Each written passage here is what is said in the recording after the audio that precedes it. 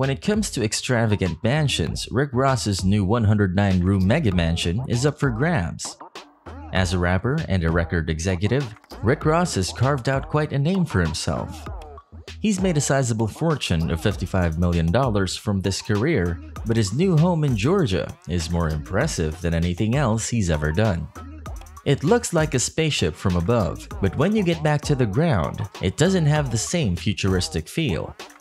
If you're looking for a classic mansion, this one is a far cry from the modern, boxy homes celebrities are purchasing.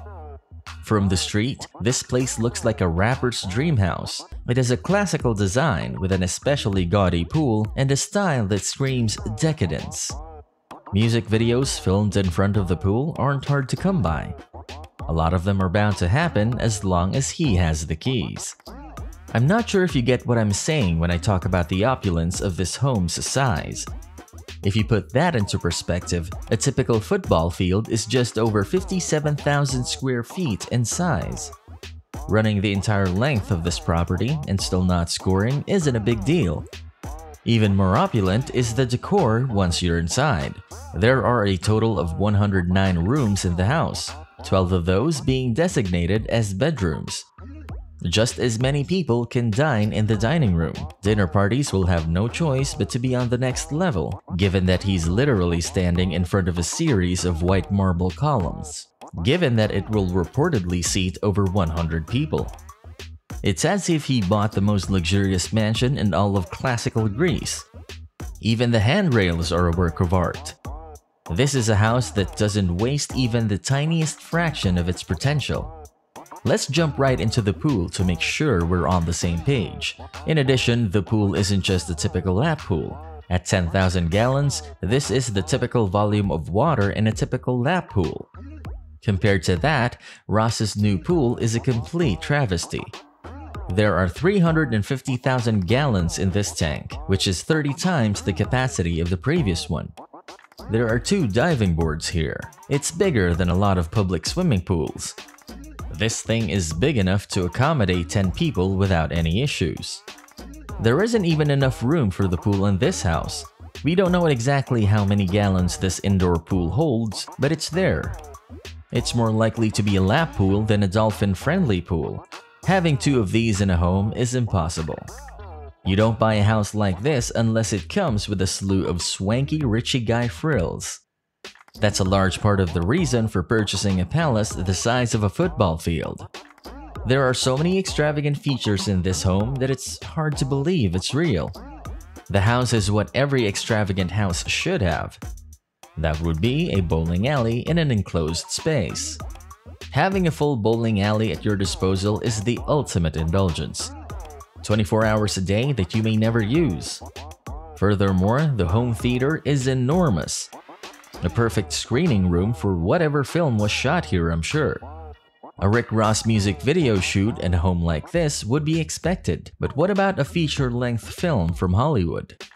As it turned out, the 2018 remake of the 1972 classic film Superfly used this house as a filming location. So we got a closer look at Ross's stunning new pad. Ross's house is the perfect location for Director X's passion project, according to the filmmaker. Ross's house has been transformed into the Snow Patrol primary headquarters.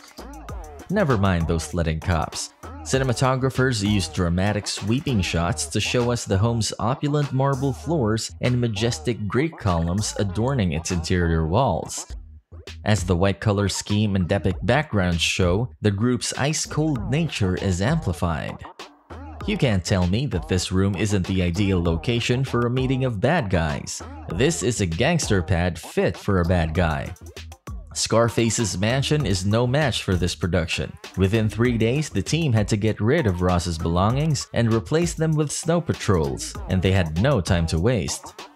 This could be the record for the quickest move-in, shoot, and move-out time in history, they say. Of course, if they'd known it was cursed, they wouldn't have used it. It's the fault of the location scout that he was not aware of what this house had done to one of the greatest boxers in American history. If this had been the case, the film might not have been such a financial disaster.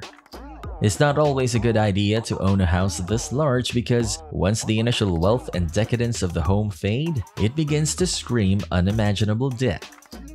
Once upon a time, Holyfield was a household name in the United States. When he was at his peak, he had more money than Rick Ross did. It was once valued at more than $200 million. However, he was now compelled by the bank to sell his house. We don't know exactly how much Rick Ross paid for it, but it sold for $8.2 million at an auction after he got $7.5 million for it. Estimates range from $8 million to $10 million. Exactly what happened then? After a few years, the cost of maintaining this house is about as much as it's worth. It's reportedly $1 million a year to run. Electricity costs accounted for nearly half of the total.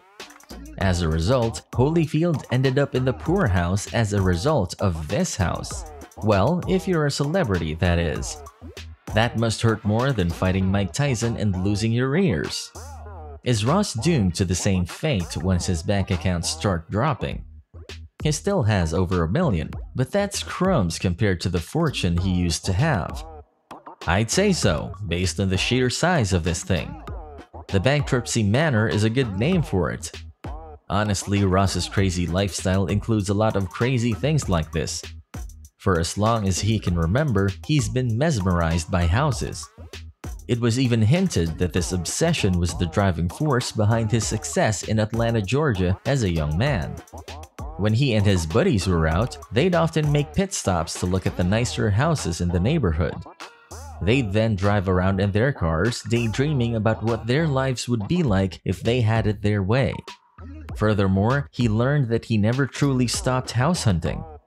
He ended up spending a fortune on this pastime.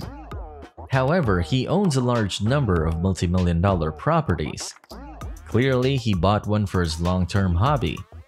Ross admitted that he bought a house he liked just so he could see it every day and know that it was his. However, how much does a hobby like that cost?